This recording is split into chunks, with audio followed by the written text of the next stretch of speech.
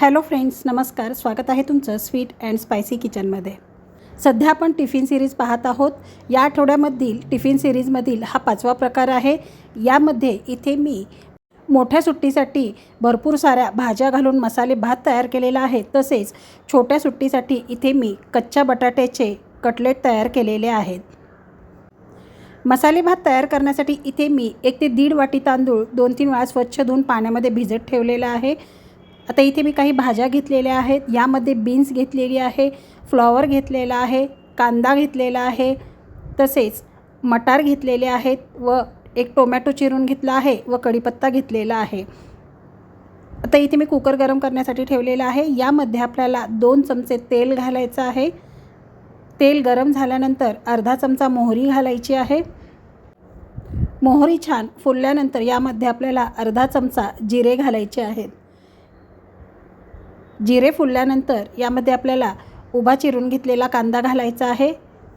इथे मी 2 कांदे उभे चिरून घेतलेले आहेत. आता यासोबतच आपल्याला कढीपत्तासुद्धा घालायचा आहे. आता कांदा ट्रान्सपरंट होईपर्यंत आपल्याला हा परतवून घ्यायचा आहे. 1-2 ते 3 मिनिटानंतर इथे तुम्ही पाहू शकता कांदा छान ट्रान्सपरंट झालेला आहे. आता यामध्ये आपण भाज्या घालूया. इथे मी 2 ते 3च भाज्या वापरलेल्या आहेत. तुम्ही तुमच्या आवडीनुसार आणखी एक्स्ट्रा भाज्या यामध्ये वापरू शकता. आता इथे मी सर्व भाज्या कुकरमध्ये घातलेल्या आहेत. तर यासोबतच आपल्याला यामध्ये मटारसुद्धा घालायचे आहेत व हे सर्व आपल्याला 1-2 ते 3 मिनिटे परतवून घ्यायचं आहे.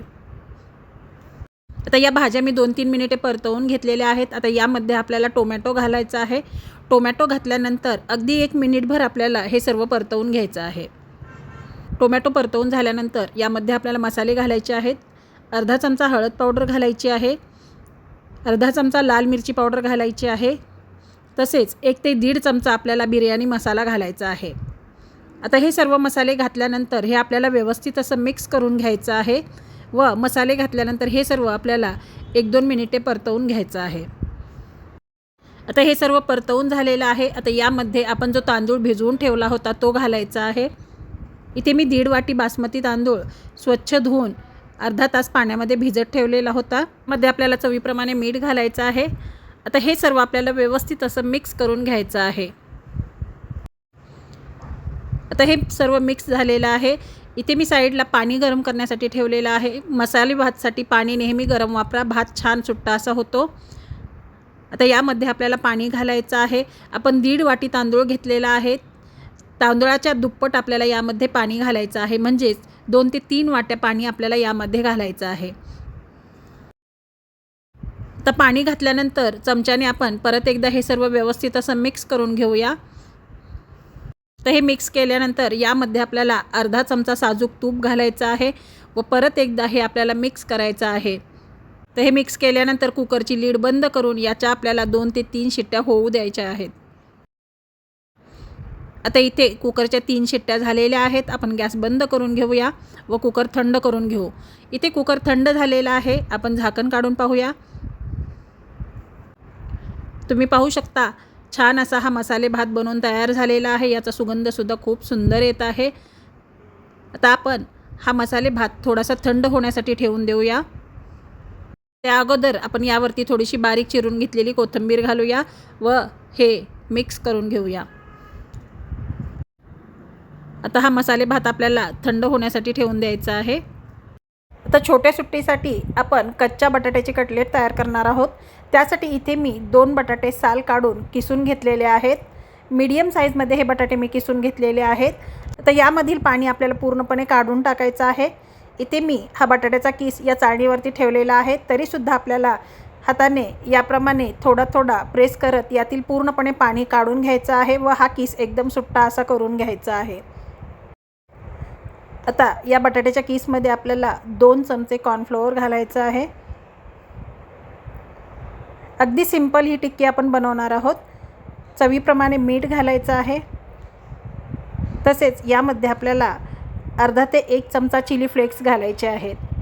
कुठलाही मसाला किंवा कुठलाही चाट मसाला वगैरे न वापरता अगदी सिंपल पद्धतीने आपण हे कच्च्या बटाट्याचे कटलेट तयार करणार आहोत। आता हे सर्व आपल्याला व्यवस्थित असं मिक्स करायचं आहे। आता जरी हे मिश्रण आपल्याला कोरडं दिसत असेल तरीसुद्धा हे मिश्रण आपण जसं जसं मिक्स करू तसं याला पाणी सुटतं, थोडंसं ओलसर असं हे मिश्रण बनून तयार होतं। हे मिश्रण तयार आहे।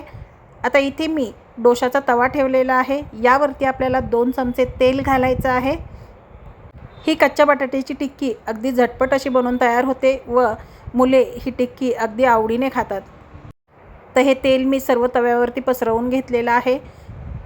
तवा छान गरम झालेला आहे। आता आपण जे बटाट्याचं मिश्रण तयार केलं आहे ते याप्रमाणे थोडं थोडं मिश्रण घेऊन आपल्याला तव्यावरती याप्रमाणे छोट्या छोट्या टिक्क्या तयार करायच्या आहेत। आता इथे मी तव्यावरती एक 4 ते 5 टिक्क्या तयार केलेल्या आहेत। या बटाट्याच्या टिक्क्या आपल्याला अलटवून पलटवून छान खरपूस होईपर्यंत भाजून घ्यायच्या आहेत। आता याची एक साईड भाजलेली आहे, आपण याला पलटवून घेऊया। तुम्ही पाहू शकता छान अशा या टिक्क्या बनलेल्या आहेत। तर अलटवून पलटवून या टिक्क्या छान खरपूस अशा मी भाजून घेतलेल्या आहेत। या टिक्क्यांना छान लालसर असा रंग आलेला आहे। आता ह्या टिक्क्या आपल्या बनवून तयार झालेल्या आहेत। आता ह्या आपण काढून घेऊया। याचप्रमाणे आपल्याला बाकीच्या उरलेल्या सारणाच्या टिक्क्या तयार करून घ्यायच्या आहेत। इथे आपली ही टिक्की बनवून तयार झालेली आहे। आता आपण टिफिन भरण्यासाठी घेऊया। मोठ्या सुट्टीसाठी आपण मसाले भात तयार केलेला आहे। आता या मोठ्या टिफिनमध्ये आपल्याला मसाले भात भरायचा आहे। आता आपण छोट्या सुट्टीसाठी जी बटाट्याची टिक्की तयार केलेली आहे ती टिफिनमध्ये भरून घेऊया।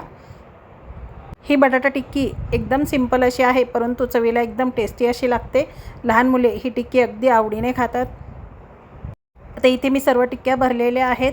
आता टिक्कीसोबत सर्वात जास्त आवडीने खाल्ला जातो तो म्हणजे सॉस। आता इथे मी ही जी छोटी डबी आहे याच्यामध्ये थोडासा टोमॅटो सॉस घालणार आहे।